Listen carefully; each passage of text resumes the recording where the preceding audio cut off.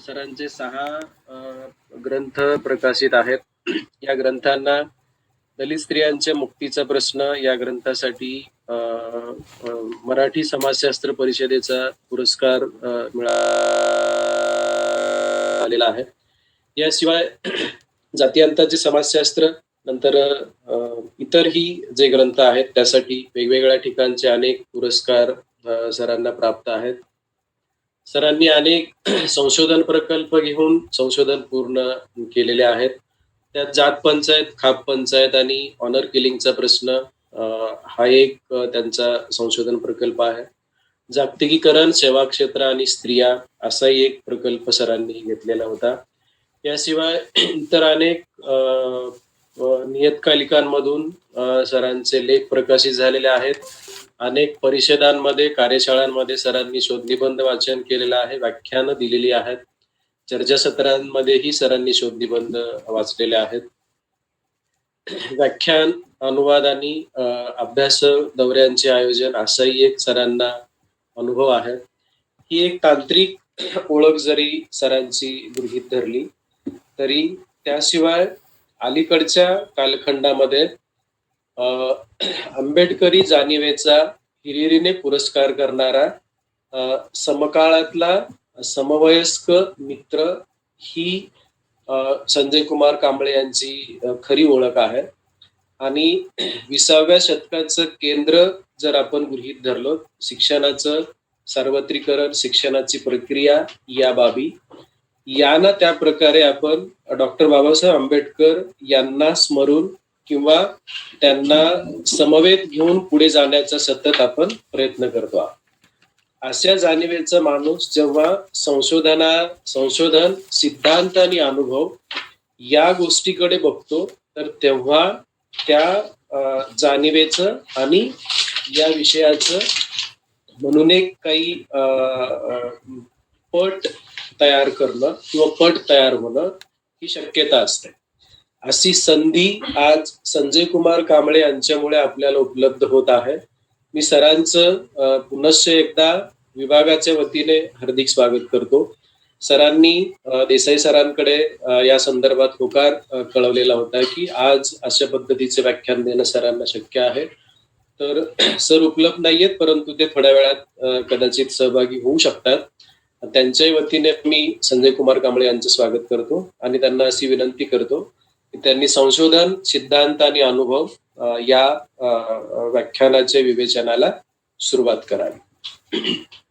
Sanjay Kumar Kamble sir सुरू करू शकतो. सर्वांना जय भीम.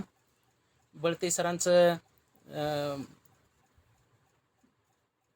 त्यांचा जो काही माझ्याबद्दलचा जो काही चांगला संबंध आहे तो प्रदीर्घ काळापासूनचा आहे. या विभागाबरोबरचा माझा संबंध हा फार जवळपास 16-17 वर्षापासूनचा आहे.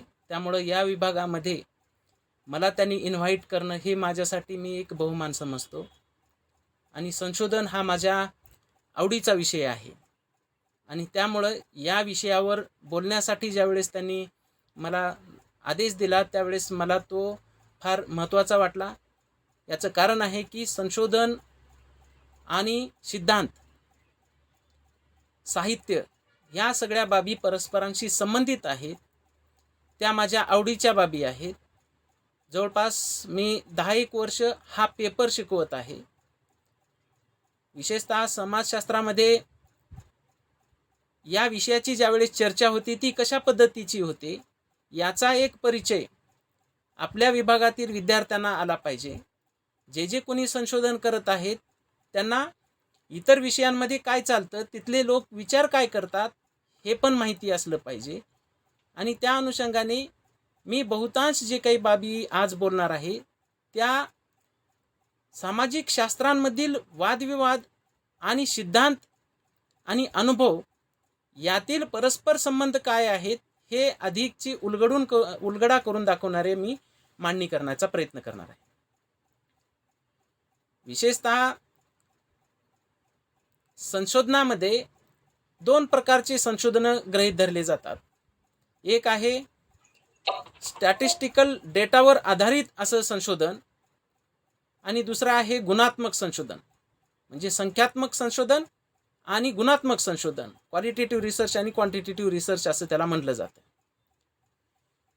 साहित्यामध्ये विशेषतः वस्तुनिष्ठतेपेक्षा व्यक्तिनिष्ठतेला अधिकचं महत्त्व दिलं जातं असं समजलं जातं. परंतु विचार आणि ज्ञान या ज्या काही बाबी आहेत त्या बाबी ह्या फार महत्त्वाच्या बाबी आहेत. आणि हे ज्ञानाची निर्मिती करत असताना आपली अभिव्यक्ती वेगवेगळ्या पद्धतीने असू शकेल. कोणी कवितेच्या भाषेत बोलेल, कोणी कथेच्या भाषेत बोलेल, कादंबरीच्या. परंतु त्याच्या मागचा असलेला विचार, त्याच्या मागे असलेली ज्ञानाची निर्मिती, ही प्रक्रिया समजून घेणं हे फार महत्त्वाचं ठरतं. विचार कसे निर्माण होतात, नॉलेज प्रोडक्शन, त्याचा आधार काय आहे, what is the base of knowledge production, हे आपण जोपर्यंत समजून घेणार नाही तोपर्यंत आपल्या मांडणीला उच्च स्तर प्राप्त होऊ शकणार नाही. विशेषतः मागच्या काही काळापासून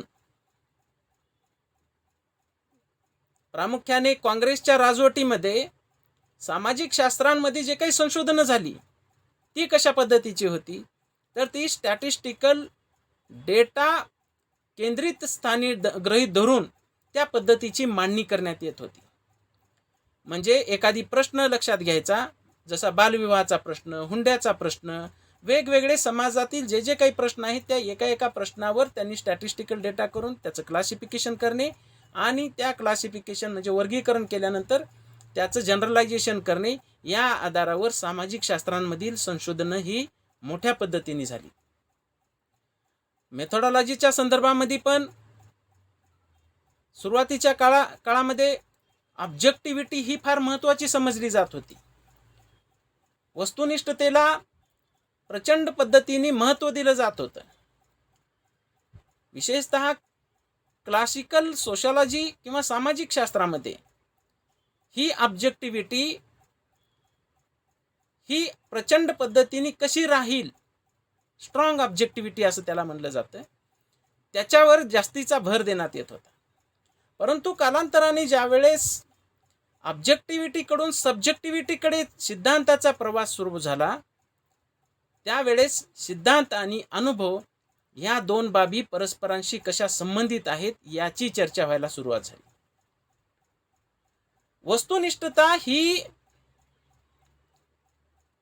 कोणत्या पातळीवरची असते हे पण आपण लक्षात घेतलं पाहिजे.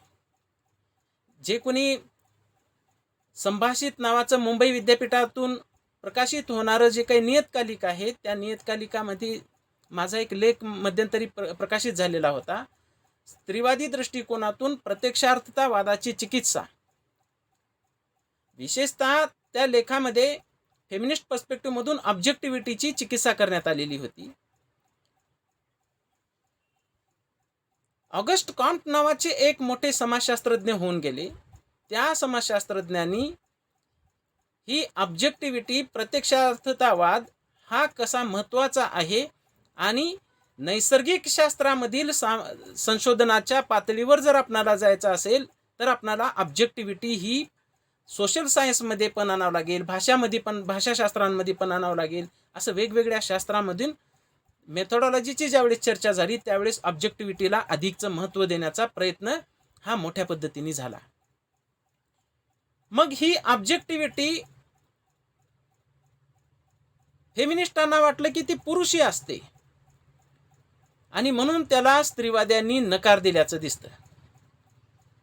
फेमिनिस्टांनी ऑब्जेक्टिव्हिटीची चिकित्सा केली. ती चिकित्सा अशी होती की वस्तुनिष्ठता ही व्यक्तिनिष्ठतेपेक्षा वेगळं आहे असं एका टप्प्यावर म्हणण्यात आलं. त्याच्याबद्दलचे वेगवेगळे दृष्टिकोन आहेत. त्याच्यातला हा पहिला दृष्टिकोन, वस्तुनिष्ठता ही व्यक्तिनिष्ठतेपेक्षा वेगळी आहे. दुसरा दृष्टिकोन होता, वस्तुनिष्ठता ही अलग आणि श्रेष्ठ आहे. Objectivity is different and greater than objectivity. म्हणजे वस्तुनिष्ठता ही अलग आणि श्रेष्ठ असते सब्जेक्टिव्हिटीपेक्षा. ज्यावेळेस सब्जेक्टिव्हिटी आणि ऑब्जेक्टिव्हिटी असा तुलनात्मक अभ्यास करतो त्यावेळेस ऑब्जेक्टिव्हिटीला सुपिरियर ठरण्यात येतं. ऑब्जेक्टिव्हिटी सुपिरियर देन सब्जेक्टिव्हिटी असं म्हणण्यात आलं आणि वस्तुनिष्ठता आणि व्यक्तिनिष्ठता ह्या अलग करता येत नाहीत असं काही लोकांना वाटत होतं. सब्जेक्टिव्हिटी आणि objectivity we can not differentiate in between them, कारण की they are interlinked with each other. ते परस्परांशी संबंधित आहेत, ते घट्ट बसलेले आहेत. आणि चौथ्या पातळीवरचा असा एक दृष्टिकोन होता, तो होता की वस्तुनिष्ठता आणि व्यक्तिनिष्ठता यांना महत्त्व नसतं, तर सर्व काही सापेक्ष असतं. All is relative. हे जे काही सापेक्षता